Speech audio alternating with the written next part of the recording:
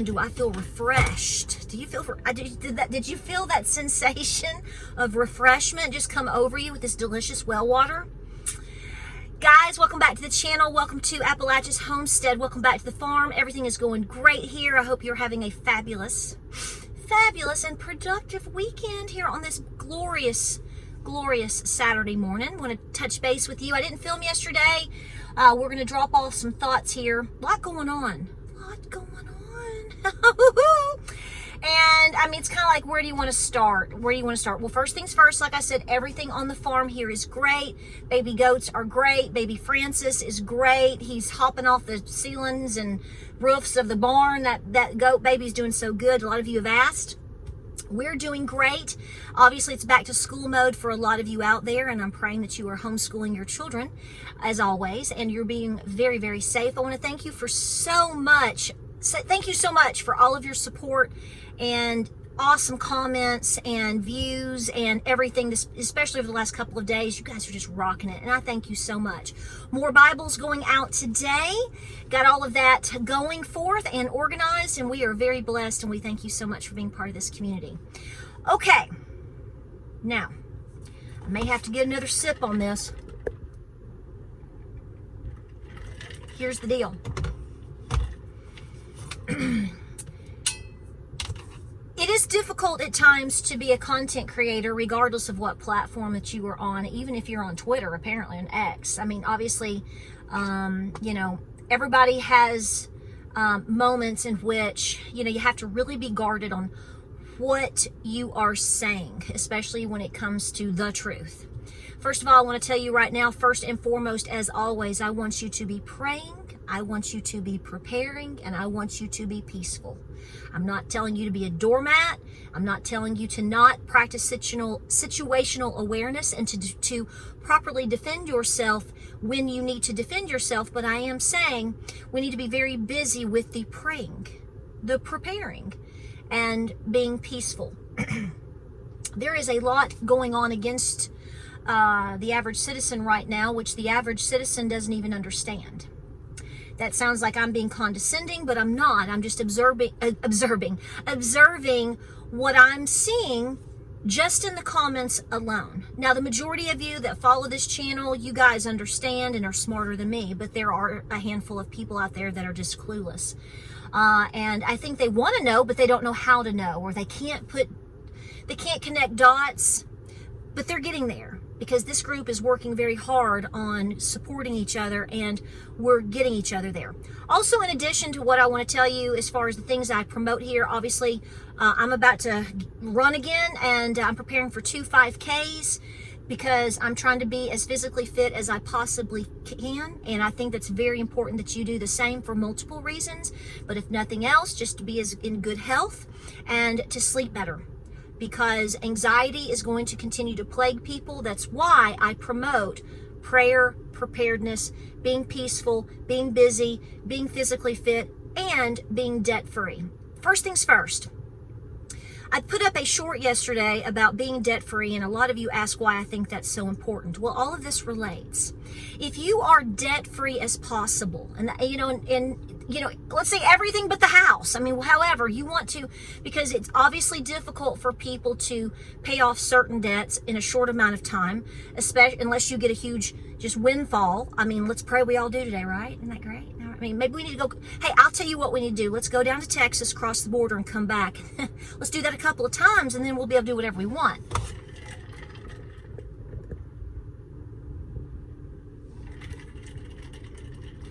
So anyway, la-di-da.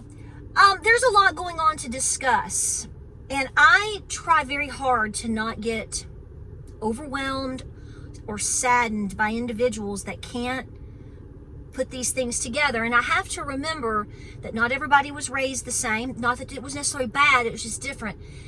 The more debt-free that you are, the more freedom that you have. I'm just going to go Dave Ramsey here for a moment on you. I don't care if you watch Dave Ramsey or not. The point here is you are a slave to the lender. That's actually biblical. Because somebody asked me, they're like, what would you tell somebody of why they should be debt-free? Freedom.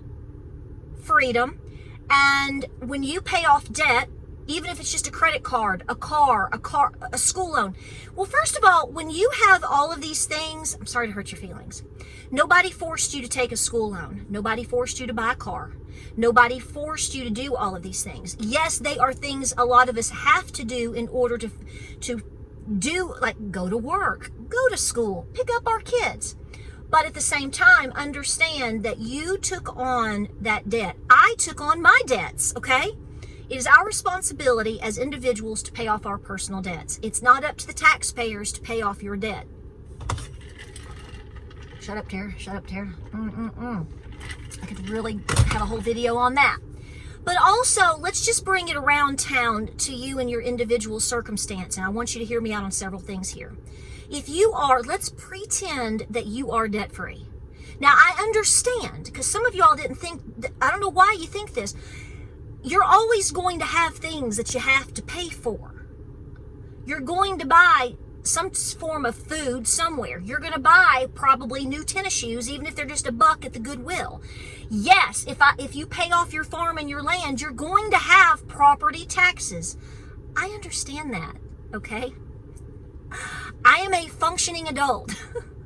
I run the finances of this farm and of this home. That's my role. My husband we are 50-50 when it comes to keeping in touch with each other about expenses. We don't buy anything. I mean, if I go and buy I go and buy a couple of, I buy a candle for $5. James, he didn't care about stuff like that. I mean, if I did it every day, he would. But I'm just saying, in this relationship, as far as me and my spouse and I, my husband and I, have almost 28 years, yes, but I pay the bills every month. I keep up with the calendar every month. I do all these things. So I totally understand that even if you're debt-free, you still have responsibilities to pay for monthly. Your car insurance, maybe you have a cell phone bill of some sort. Maybe you went and bought ice cream today because it just sounded good. I don't know. I'm talking about when you actually have a loan, basically, of some sort, or you have borrowed money of some sort, car loan, house loan, credit cards, school loan, a second mortgage on your home. Okay, that is your responsibility to pay. But once you pay them off, or you refuse to take them on as little as possible, that is more freedom that you're going to have. So when inflation is through the roof, which it's going to get worse, let me doomsday you. I'm smacking you with doomsday. It's going to get worse. The money that you are able to afford your groceries better. Not that they should be as high as they are. I'm not advocating for what's going on. I'm just telling you, if you didn't have to pay your school loan, and if you didn't have to pay your second mortgage, if you didn't have to pay. So for the people that tell you it doesn't matter, it absolutely does matter, because it gives you freedom to be able to have more for the things that you must have in tough times. It allows you to hopefully save some money for a nest egg for the tough times. It allows you to put your money into other assets or to add on to what you've got. Cash is king, even though the dollar is dying, okay? When you have all of these loans and you have all of these debts, you are enslaved to them, period. Now, let's piggyback something on top of that, because this is really what I want to talk about. When people get desperate enough, and we all have this potential, okay, with everything going on. Well, let me put it to you this way. Have you ever been to a pawn shop? I've been to a few pawn shops in my life, okay? And I can tell you that a lot of the times when I go to a pawn shop, or let me ask you, you tell me, what are the things that you typically see at pawn shops? Coins, guns, jewelry, important assets that people have typically pawned in order to get cash, because there's different reasons, but the majority of the reasons are, let's just face it, they want the cash back, okay? Because they're typically not getting the best of deals. They're just trying to get the fast deal. When you see all of these cash for gold scenarios that are popping up that we see here, people go and they take Mama's jewelry or whatever they've got, and they go and they basically pawn it to the cash for gold. They get cash back. A lot of the times that you see these situations is because the people didn't care about the items that they had, or they're desperate. I mean, I'm not being ugly. I'm just calling it for what it is most of the time. There's always exceptions, okay? I mean, maybe, you know, granddaddy passed and you had a couple of things and you didn't know what to do with them, or you didn't value them, which, you know, whatever, and you just wanted some cash to pay. Maybe you took that money and paid off a debt. I get all of this, but the majority of the people that go and sell or give their things into pawn shops, they want the cash because they're desperate. Fact. That's not being ugly. That's just the way it is, okay? So let's talk about, how do I word this? How do I word it? Buybacks. Well, let's go through a pretend scenario. So if the majority of a population becomes so burdened, not unburdened, but burdened with debt due to leaning on the government, due to leaning on loans, due to leaning on credit cards, due to leaning on handouts, yada, yada, yada, yada, yada, meaning they're not self-reliant in the fact that they don't need help, okay? Well, when food becomes out of reach, when getting items for basic needs are out of reach, when you can't afford to buy an old used car anymore or pay your car insurance, when people become desperate, they start to do desperate things. And I don't know if you've checked out the prices of pews, but in a lot of cases, they're not cheap. Are you following me? I hope so. Let me get a sip here. One more time. Just one more. So refreshed. So if you have individuals that are having a hard time making a house payment, can't pay their car payment, buy food for their kids, and they've got a bunch of granddaddy's boomer sticks. Boomer sticks. I love that. I love my boomers. They might find a need to, they're going to buy those back? No way. And they're getting double the amount. Look at this. If I went down to JoJo's pawn shop and sold granddaddy's 12 blah, blah, blah, blah, blah, blah, blah, then I'm going to get $200 for it. But look at this program they got going on that they've been discussing. They're going to give me $400. Are you picking up what I'm throwing down here? So why should you be debt-free? Because it is your freedom at stake. Because the less debt that you have and the more prepared that you are, the more likely you're going to be able to hold out and be ready and be able to feed yourself and do the basic things you need to do for your family through a crisis situation, maybe for a long time. Depends on your scenario. It's not perfect. But if you're not debt-free and you're not paying attention and times get tougher for whatever reason, then you become more desperate as an individual, and society does too. I highly recommend that you do a little history search today on the Battle of Wounded Knee and the build up to that and what all was involved in that there. So when you control the food of a people and you put them on their own reservation, well, you put them on a reservation and tell them it's theirs. What happens? Okay? They dictate to you exactly what your food is going to be, right? Do you all, yes? Okay, and then when you get to a point where maybe you're not happy about it, and you decide, well, you know, we're going to stand up against this. Well, how are you going to stand up against it if there's been a taking of your own self-defense items? This is American history, okay? This isn't Patara fabricating something in her vehicle before she runs, you know, 5K preparedness here. No, this is American history. I'm not going to go into a whole, you go Google it. Search it out, baby, and use your noggin. So we have all these things going on over across the pond right now. And now it's come down to, as we've seen floating in the last 24 hours, that, you know, oh my gosh, you're not allowed to talk about this either. Have you seen all of that? I hope you have. And some people will say, oh, well, it doesn't matter what the British government says to the Americans. We're not under the crown.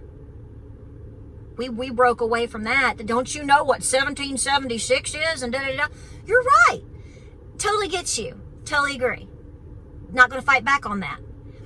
But what happens when the people that you think are supposed to be over you, governing over here, agree with the people over there? And your freedom of speech is a problem. I mean, we already have somebody that's running for the VP spot who had snitch lines back during the vid. You currently have a president, you don't know where he's at or what he's doing. But y'all remember the mandates, don't you? That was just 3 years ago, 2 years ago. Right? So here's what I'm saying. All of these things relate. All of these things relate. And all of them can very quickly get pushed into a very dangerous territory for the American people, for people around the world, but particularly I'm talking to the American people. I'm not telling you to do anything. If you want to go burn up your credit cards to 500,000 today and say, who cares? That's your personal business. But here on this farm and on this channel, I advocate for you to be as debt-free as you possibly can. I advocate for you to do the best that you can, okay? All right? I'm not trying to make you nuts today. I'm trying to make you realize how important it is and for you to change your goals very quickly. And you may have to be doing a lot of things at one time. You're going to have to sit down and figure out your schedule, your funds, where you allocate what to. That's the responsibility of being an adult. This is an adult channel. Children watch. I love it. I love my kiddos out there. But this is an adult conversation. We need to be the adults and understand the times that we are in. This is why I promote you being debt-free as possible, and I try my best to keep myself as debt-free as possible. Every time you do that, you're one step closer to your own personal freedom of some sort. I advocate for you to be prepared as possible with your pantry. Try your best to have as much long-term storage food as you can afford to have. If you work on it slowly every day or every week and blah, blah, blah, over time it quickly builds up. I would really be focusing on that too. That's what we do here. But for someone to say they don't understand why this is important and how any of this doesn't relate, you need to be looking at American history and then looking at current history, and you need to be looking at what is coming out of the mouth or has come out of the mouth of people running for the highest office in the land when it comes to your most important fundamental rights. And having an abortion is not it. They're trying to play head fakes with everybody. They're completely doing that on purpose right now to just string you out. Ask yourself why someone who is currently running for the highest office in the land, even though, okay, we'll just leave it. Shut up, Tara. I'm going to do something about inflation. Well, why haven't you been doing anything about inflation, and why aren't you doing it now? You currently are this. And you could end up, what if you became the highest office in the land before the election for some strange reason? And then we didn't have an election for some strange reason. I'm just asking questions. I mean, everything's a possibility, right? You haven't done anything, and what's the layout there? I'm curious about that. And how are you bringing jobs back because they've already left and all these people have left these states to come down here? And how are you doing that, sugar? And how exactly are you going to manage the border? Because you were in charge of managing the border the last 3.5 years, and we've all seen how that's turned out. They're just stringing you out, folks. They're just running you along here. All the while, the American people are being lied to, and they are becoming so burdened with debt, they're not going to be able to see their own way out of their own crisis. And then they'll become so desperate, they'll turn over everything that they've got just so they can feed their kid. Ask me again how all of this relates. American history, what's been done to our people, what is continuing to happen, the debt crisis that the country is in, and the individual debt crisis that a lot of Americans are in. Because you've been strung along to think things are okay. You've been strung along to think that the economy is booming. You've been lied to. Wake up. Wake up. You're going to see things, we're going to see things in the coming months and years that we never dreamed we would see or see again in this country. Pray against it hard, daily, moment by moment. Do the best that you can, even if all you can do today is put a can of soup on the shelf. Your choice, I don't care. Do it.